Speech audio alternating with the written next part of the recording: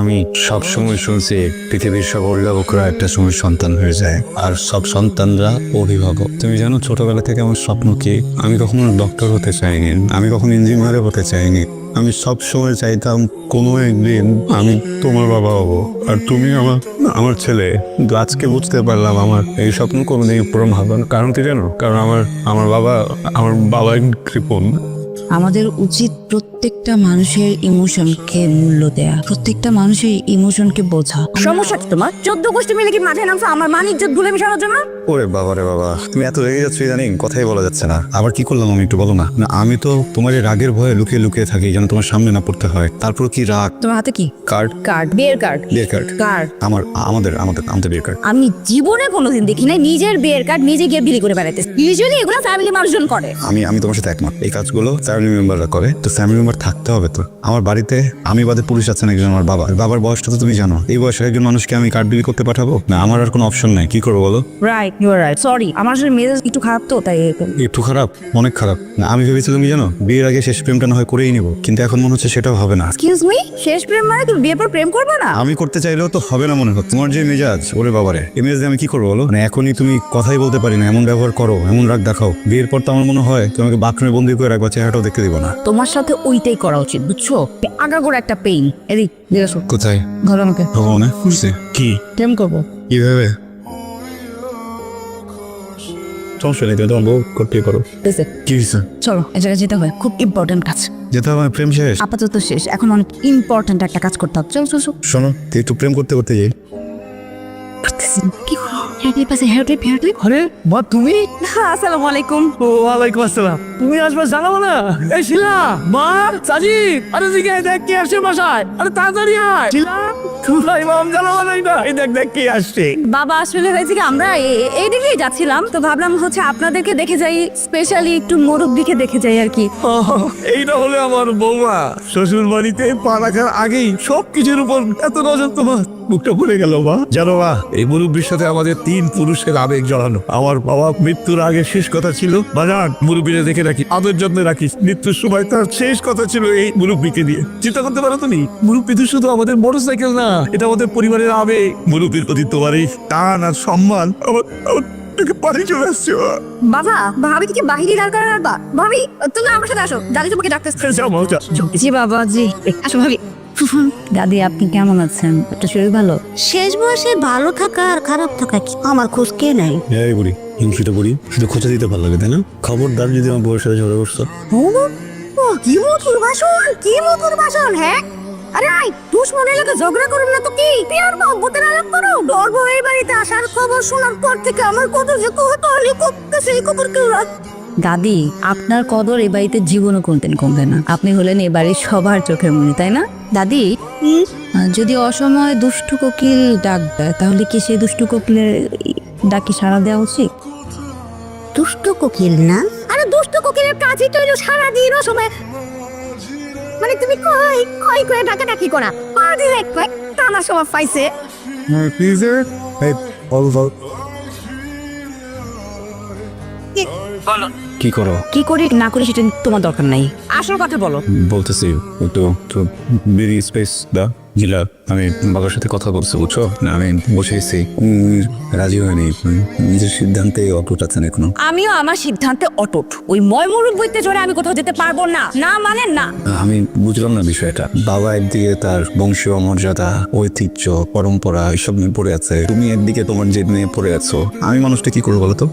হ্যাঁ, তোমরা দুইটা মানুষ যে প্রত্যেক দিন আমাকে একটা করে নতুন কন্ডিশন দিচ্ছ, একটা করে শর্ত দিচ্ছ, এই শর্তের জন্য আমি মানুষটা যে মাঝখানে পড়ে পিছিয়ে যাচ্ছে, এটা কি তোমরা বুঝতেছো কেউ? আমার দোষটা কোথায় যে আমি বিয়ে করতে চাইছি? আমার দোষটা কোথায় যে আমি সংসারটা গোছাইতে চাইছি? পাগলের মতো ভালোবাসি তোমাদের দুইটা মানুষকে, আমি পৃথিবী মনে করি। আমি কি করবো? আমি বুঝতেছি না নীলা। সবাই যদি যে নেড়ে সাথে আমি মানুষটা যাবো কোথায়? জাহান্নামে চৌরাস্তায় যাও। Listen, this is clear and loud. আমি আমার আত্মীয় স্বজন বন্ধু বান্ধব এদের কাছে হাসির পাত্র হতে পারবো না, বুঝছো? তুমি বিয়ে ভেঙে দিতে যাচ্ছ? বুঝি নাই কি তুমি বিয়েটা ভেঙে দিতে যাচ্ছ কেন? তুমি তুমি তুমি আমাকে কেন বিয়ে করতে চাইছো বলো তো? হ্যাঁ, আমাকে ভালোবেসে আমাকে বিয়ে করতে চাইছো নাকি একটা বিয়ে করতে হইতো এই জন্য একটা বিয়ে করতে চাইছো? তোমার সমস্যাটা কোথায়?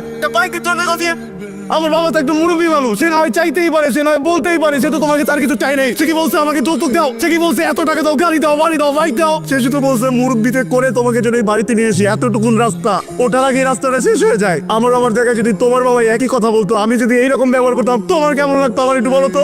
আমি তো এরকম না, আমি চেষ্টা করি, আমি চেষ্টা করছি, টিপু চেষ্টা করছে, বাবা রাজি হয়নি। এখন আমি কি করবো বলো তো? মানে আমার বাবার সাথে কি আমি বেয়াদবি করবো এখন? তুমি বলো আমাকে, মানে আমি নিজের বিয়ের জন্য কি বাবাকে কষ্ট দিব? কেন বুঝতেছো না? একজন বয়স্ক মানুষ, একটু একটু ছাড় দাও না প্লিজ। ছাড় লাগবে তোমার, যা ছেড়েই দিলাম তোমাকে, গুড বাই। বাইরে সর্বনাশ হয়ে গেছে, আমগো বংশের ঐতিহ্য, পরিবারের গৌরব, মুরব্বী নাই ধরে গেছে। এবার তোমাদের বিয়ের প্ল্যানিং নিজেদের মতো সাজো। আমি না একটা সিদ্ধান্ত নিয়েছি, বুঝছো? আর বিয়ের পরে সবাই কি করে বিদেশে, আমরা দেশের ভিতরেই একটা মিউচুয়াল দিতে পারবে, ঠিক হবে? টাকা বাঁচানোর ধান্দা না? না শোনো, এমন একটা জায়গায় যাবো যেখানে কেউ নেন, কোনো মানুষও না, কোনো কষ্টদর্শীও না, আমি। তারপর নেকড়ে হায়না এসে আমাদের ছিঁড়ে পুড়ে খাকাই না? আমার কি মনে হয় জানো, আমার থেকে বড় হয় না এই মুহূর্তে পৃথিবীতেই নেই। হ্যাঁ, তুমি ইদানিং যাচ্ছ, তোমার কথাবার্তা এগুলো একদম স্পষ্ট। কি করবো বলো, আমার তো ভালো লাগছে না। ধৈর্য ধৈর্য, অলওয়েজ ধৈর্য। ধৈর্য ধৈর্য, আর কত ধৈর্য? একটা ধৈর্য সীমা থাকে, আমার তো সেই সীমা লঙ্ঘন হয়ে গেছে। এই যে আমাকে পেয়েও পাচ্ছ না, এই মুহূর্তটাকে ফিল করো। আমার কাছে তো এই সাময়িক অপূর্ণতাটা স্বর্গীয় সুধার মতো মনে হচ্ছে। হ্যাঁ, আর আমার কাছে মনে হচ্ছে জাহান্নামের বিষ। এর থেকে বেটার তুমি আমাকে হেমলক খাইয়ে মেরে ফেলো। হ্যামলক না বাবু, হ্যামলক না, আর কতদিন সবুর করো। আমার কিন্তু এত নাটক সিনেমা ভালো লাগতেছে না। বাবা সারাদিন না খাওয়া ঘরের মধ্যে মুখ কালো করে বসে আছে, বললাম থানায় যেতে দেরি করো, সেটা করবে, তাহলে মুরব্বিকে খুঁজে নিয়ে আসো, ওইটাও করবে না। এত নাটক যন্ত্র আমার ভালো লাগছে না। আচ্ছা শোন, কিরা এই হ্যালো দোস্ত, কি ব্যাপার? কই তুই আসতেছিস না কেন এখনো? আমি জায়গা মতোই আছি, আর মুরব্বিকে মনে হয় পাইছি। কি? কোথায়? কিভাবে পাইছিস? আরে 18 নম্বর সেক্টর লেকের পেছনে যে ডোবাটা আছে ওইখানে, জলদি আয়। আমি এক্ষুনি আসতেছি আমি, তুই থাক থাক। মুরব্বী, কিন্তু আমি একটা ব্যাপার বুঝতেছি না, চোর এরকম একটা মোটরসাইকেল চুরি করার পর এইরকম একটা জঙ্গলে কেন ফেলা রেখে চলে যাবে, তাই না? অ্যাবসার্ড না ব্যাপারটা? খুবই বাজে একটা অবস্থা। আমার মনে হচ্ছে না এটা কোনো চোরে করছে, যেই করছে সে তার আবেগ থেকে করছে, হয়তোবা চিঠিটা বললে বুঝতে পারবে। ঠিক এটার সাথে ছিল। এটার সাথে পাওয়া গেছে। শ্রদ্ধেয় মুরব্বী, আমাকে ক্ষমা করবেন।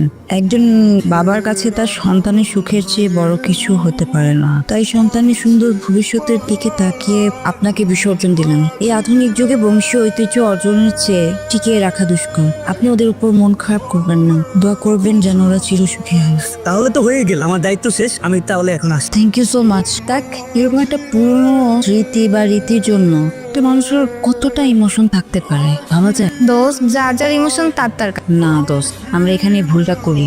আমাদের উচিত প্রত্যেকটা মানুষের ইমোশনকে মূল্য দেয়া, প্রত্যেকটা মানুষের ইমোশনকে বোঝা। আমরা আধুনিকতার বেড়াজালে নিজেদেরকে এমন ভাবে জড়িয়ে ফেলতেছি, সবকিছু ঘুরে ফেলতেছি। ওঠো বাবা, ওঠ মা, ওঠ। ওঠো বাবা। কি হলো?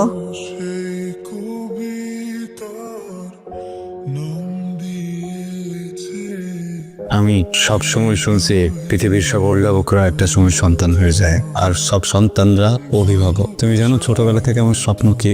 আমি কখনো ডক্টর হতে চাইনি, আমি কখনো ইঞ্জিনিয়ার হতে চাইনি। আমি সব সময় চাইতাম কোনো একদিন আমি তোমার বাবা হবো, আর তুমি আমার ছেলে। কিন্তু আজকে বুঝতে পারলাম আমার এই স্বপ্ন কোনোদিন পূরণ হবে না। কারণ কি জানো? কারণ আমার বাবা কৃপণ। বাবা, ভালোবাসা খুব সুন্দর। একজন মানুষ যখন আরেকজন মানুষকে ভালোবেসে কিছু করে, ওই বিষয়টা খুব সুন্দর, খুব আরাম। তো কেউ যখন কাউকে ভালোবেসে শুধুমাত্র একতরফা স্যাক্রিফাইস করে, ওই বিষয়টা সুন্দর না, ওই বিষয়টা কুৎসিত। তুমি একটাবার ভালো নেই, তোমার ছেলে যখন জানতে পারবে তার বিয়ের জন্য, তার সুখের জন্য তারই বাবা নিজের জীবনের সব থেকে আনন্দের জায়গাটাকে স্যাক্রিফাইস করেছে, সেটি শান্তিতে ওই সংসারটা করতে আরে বাবা না। মুরব্বী, আমাদের পরিবারের ঐতিহ্য আমার কাছে অনেক গুরুত্বপূর্ণ। বৌমা তো তোর কাছে অনেক বেশি গুরুত্বপূর্ণ। যখন বুঝলাম যে আমার জেদের কারণে তুই বৌমাকে হারাবি, তোর ভালোবাসাকে হারাবি, তুই শূন্য হয়ে যাবি, তখন আমি সহ্য করতে পারিনি।